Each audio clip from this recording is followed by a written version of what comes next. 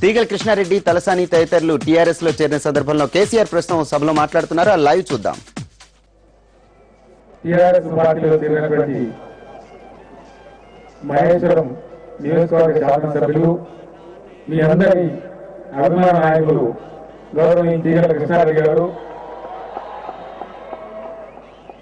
మాజీ మంత్రివర్యులు సనత్నగర్ నియోజకవర్గ శాసనసభ్యులు గౌరవనీయులు తలసాని శ్రీనివాస్ యాదవ్ గారు,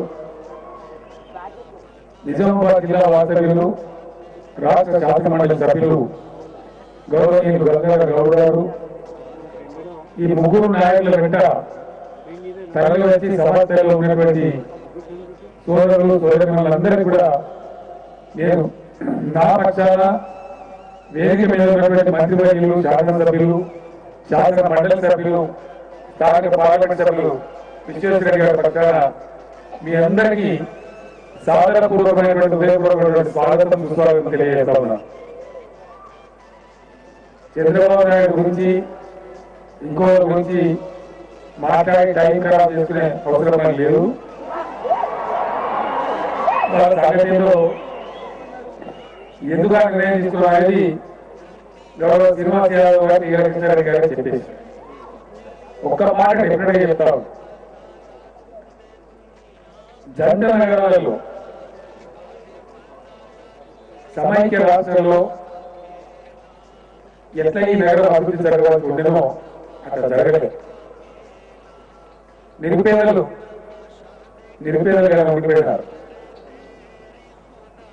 మురికివాడలు 1700 మురికివాడల స్లమ్స్ హైదరాబాద్ లో ఉన్నాయి. 17 లక్షల నుంచి 20 లక్షల జనాభా ఈ రోజు కూడా స్లమ్స్ లో మురికివాడలు నిర్వహిస్తూ ఉన్నారు. జంట నగరాల చరిత్రలో కానీ విని ఎరగినటువంటి రీతిలో ఈ నగరం అభివృద్ధి కాబోతా ఉంది. దానికి ప్రణాళికలు సిద్ధమైనాయి. మిత్రులు కృష్ణారెడ్డి గారు నాకు ఇందాక చెప్పినారు, అన్న ఇక్కడ ఎన్టీఆర్ నగరం ఉంది, వేలాది మంది పేదలు వాళ్ళకు పట్టాలను ఇచ్చి రెగ్యులరైజ్ చేయాలని చెప్పారు వివరంగా. వారి ఇప్పుడు ఎప్పుడో జవాను పోరాటం చేస్తా ఉన్నారు.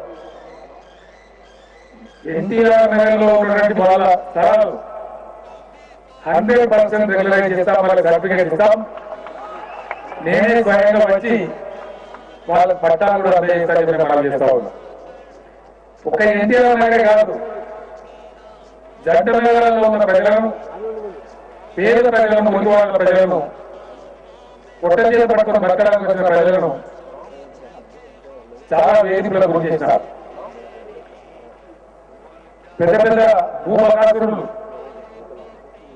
వేల కోట్ల రూపాయలు విలువ చేసే భూములు మింగేస్తే వాళ్ళకి ఏమి ఇబ్బందులు ఉన్నాయి. కానీ పేదలు బతకడానికి వచ్చి 10 గజాల గుడి వేసుకున్న వాళ్ళు వేయించినారు. తెలంగాణ రాష్ట్రంలో, తెలంగాణ ప్రభుత్వంలో హైదరాబాద్ లో ఉన్న పేదలను నేను ఒకటి మాట మనం చేస్తా ఉన్నా, కొద్ది రోజుల్లోనే ఈ పెన్షన్లు, రేషన్ కార్డు వాటిలో వెరిఫికేషన్ అయిపోయిన తర్వాత 100% పేదలందరూ కూడా హైదరాబాద్ లో సర్వే చేయించి ఇక్కడ ఉండేటువంటి ఎమ్మెల్యేలు, ఎంపీలు, మినిస్టర్లు అందరం కూడా సమన్వయం చేసి 100% పేద ప్రజలకు ఎక్కడ ఉన్న వాళ్ళకి అక్కడనే పట్టా సర్టిఫికేట్ ఇద్దరికి ప్రభుత్వం చెప్పి మనం చేస్తా ఉన్నాం. ఎవరిని కూడా ఇబ్బంది పెట్టం. ఎక్కడైతే తక్కువ అవుతుందో అక్కడ అవసరమైతే గవర్నమెంట్ 100% ఖర్చు పెట్టి ₹1 కూడా పేదల మీద వాళ్ళకి ఇబ్బంది పెట్టకుండా మల్టీ స్టోరేజ్ క్లాస్ కూడా నిర్మించి పేదలకు అందిస్తామని చెప్పి మనం చేస్తా ఉన్నాం. రెండవది, జంట నగరాలు చంద్రబాబు నాయుడు నేనే కట్టినాడు, హైదరాబాద్ నేనే నిర్మించినాడు. మరి పులి గురించి ఏం చేయాలి? ఆత్మహత్య చేసుకోవాలా? ఎట్లా ఇది హైటెక్ కాదు. ఈ హైటెక్ నాకు తెలియదు కానీ వాహన కట్టితే ముఖ్యమంత్రి ముందర మడుగు కడతాయి నీళ్లు, గవర్నర్ ఇంటి ముందర రాజ్భవన్ కాడ మడుగు కడతాయి నీళ్లు. ఇంతమందిని కూర్చుండేటువంటి రాష్ట్ర ప్రజలకు అత్యున్నతమైనటువంటి ప్రజాస్వామ్య వేదికైనటువంటి అసెంబ్లీ ముందర మోకాల్లో నీళ్లు. ఇది ఏం టెక్నాలజీని ఇక్కడ ఉన్న ప్రజలు అభివృద్ధి కాలే పేదరికంలో మగ్గుతున్నారు, మురికి వాళ్ళలో ఉంటున్నారు.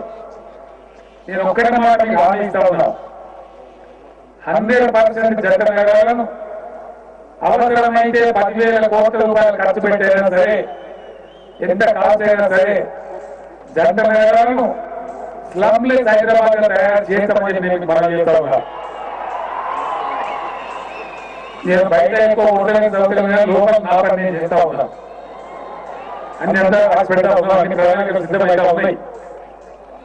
శ్రీనివాస్ యాదవ్ గారు రోజు వచ్చి ఐడిఎస్ కాలేజీలో ఉంటుంది, అక్కడ పోయి కూడా ఇల్లు పడితే ప్రమాదం ఉందా, ఎందుకంటే సగం చెప్పారు అక్కడ ఉన్నాయని చెప్పారు. ఇమీడియట్ అప్పటికప్పుడు అధికారులు చెప్పి నేనే స్పాట్ ఇన్స్పెక్టర్ పోయాను. వాళ్ళకి శాంక్షన్ చేసినాం. ఇండియాలో ఎక్కడ లేని విధంగా 100% ప్రభుత్వమైన డబ్బులు ఇచ్చి 15 లోన్ కానీ చేయడానికి పెట్టకుండా 500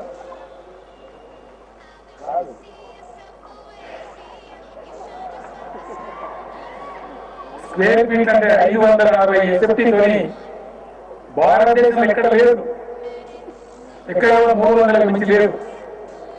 రాజీవ్ రూరల్ గంటలు 70 ఉన్నాయి, ఒక్కరు ఉండే పరిస్థితి లేదు.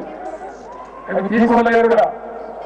కానీ ప్రజలు ఉండే విధంగా, బలహీన వర్గాల ప్రజలు ఆత్మగౌరవంతో బతికే విధంగా 2 బెడ్రూమ్లతోని, 2 బాత్రూమ్లతోని, ఒక హాల్తో, ఒక కిచెన్ తోని ఇళ్ల నిర్మాణం బోయి కూడా జరుగుతూ ఉంది. అది ఒక మోడల్ కాలనీ కడతా ఉన్నాం. అదే మోడల్లో హైదరాబాద్ లో ఉండే పేదలందరూ కూడా 100% ఉచితంగా ఇల్లు ఇప్పించడం చేయడానికి ప్రభుత్వం అని చెప్పి ఆ బాధ్యత నాది అని చెప్పి పేదలకు నేను భరోసా ఇస్తా ఉన్నా. అద్భుతమైనటువంటి హైదరాబాద్ సిటీని మేము చూడబోతున్న కొన్ని రోజులలో చాలా గొప్పగా అంతర్జాతీయ నగరంగా హైదరాబాద్ రూపుదిద్దుకోబోతా ఉంది. చారిత్రక పట్టణాలను బాగు చేయడంలో ప్రపంచంలోనే టర్కీలో ఉన్న ఇస్తాంబుల్ కు చాలా పెద్ద పేరు ఉంది. ఇస్తాంబుల్ నగరాన్ని అక్కడ హెరిటేజ్ వారసత్వ సంపద ధ్వంసం కాకుండా ప్రజల అవసరాలు తీర్చే విధంగా